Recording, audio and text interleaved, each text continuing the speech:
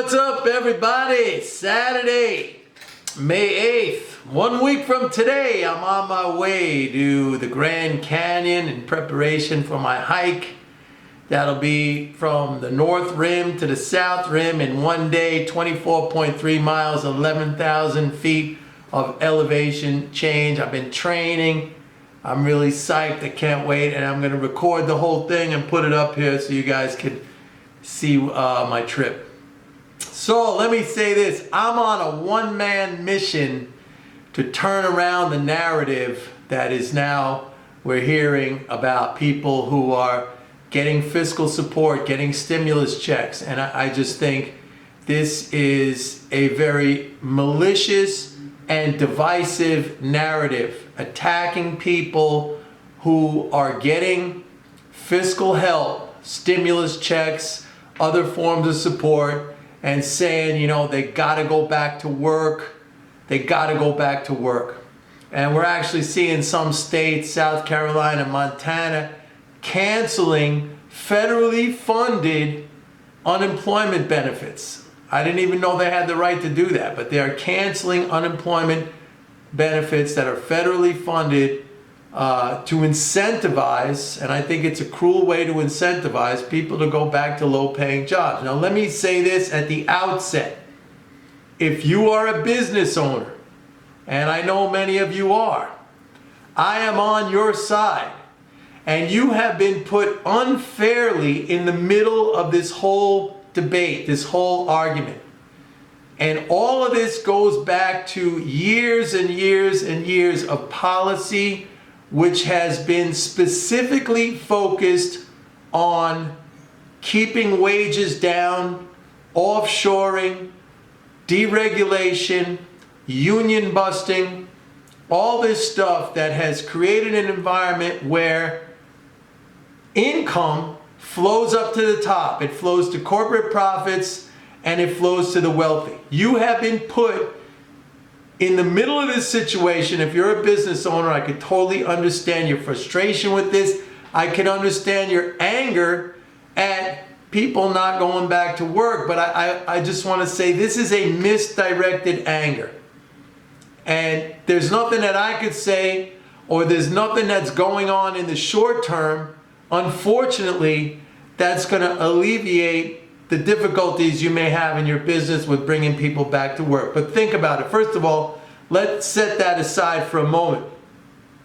People getting $300 a week or even $600 a week, I don't know what the number is now. I think it's $300. It could be $600 for a family.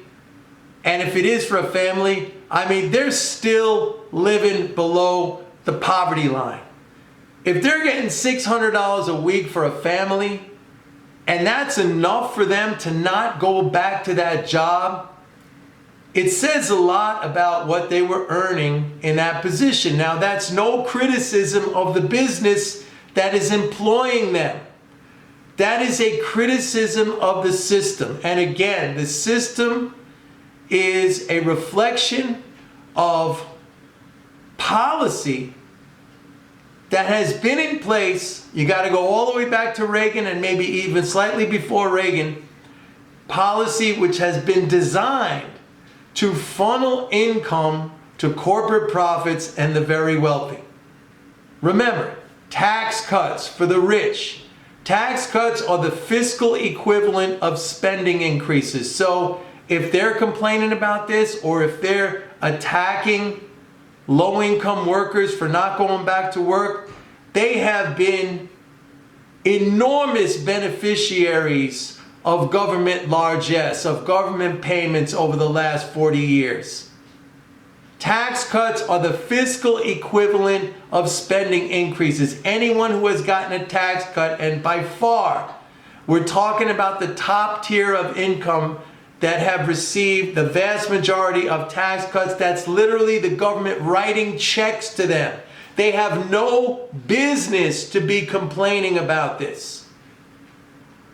Union busting, same thing. That is funneling income to corporate profits. That is reducing the bargaining power, all right, and the countervailing or balancing power of workers against workers in comparison to employers.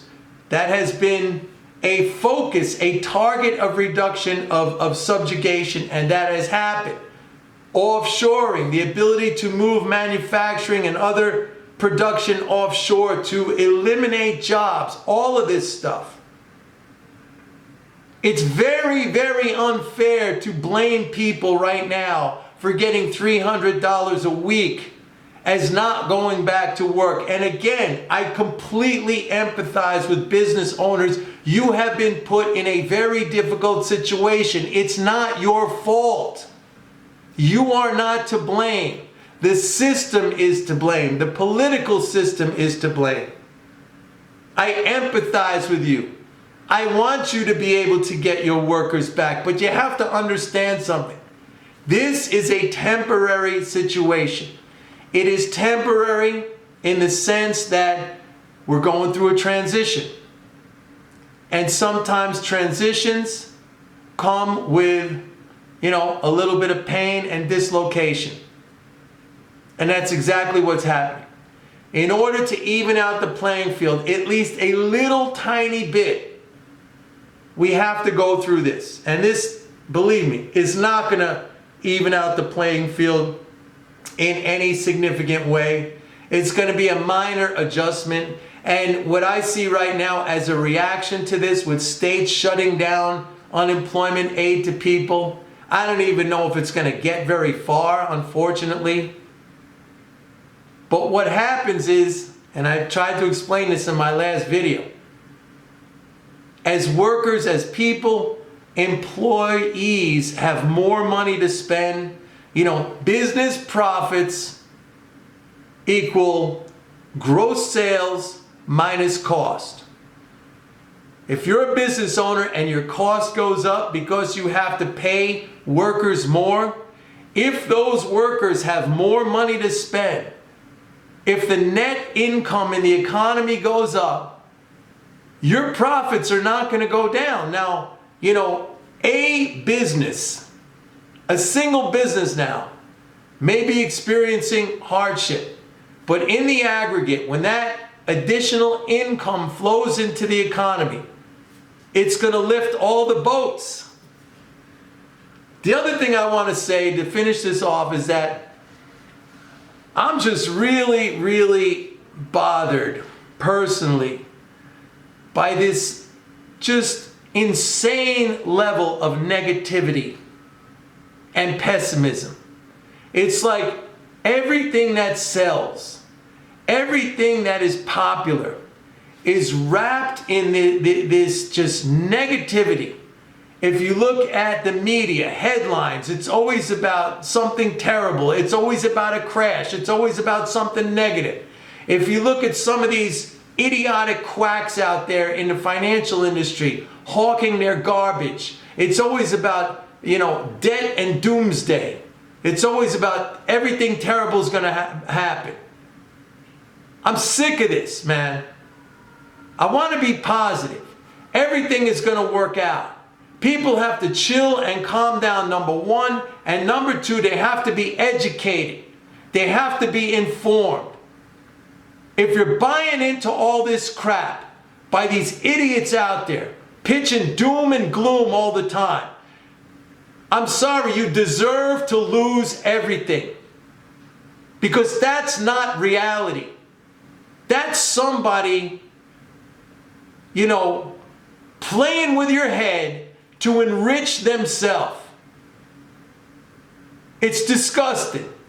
And I can't take it anymore. We got to change the attitude. We got to change the mentality. And we got to get educated and knowledgeable and informed and strong. Don't be weak. Don't cry. Don't blame other people. See the situation. Everything is temporary. Everything is transitory. We're moving into a different paradigm. That's not a bad thing. That's a good thing. And you have to see it that way. Stop crying Stop complaining. Stop pointing fingers at each other, because you know what?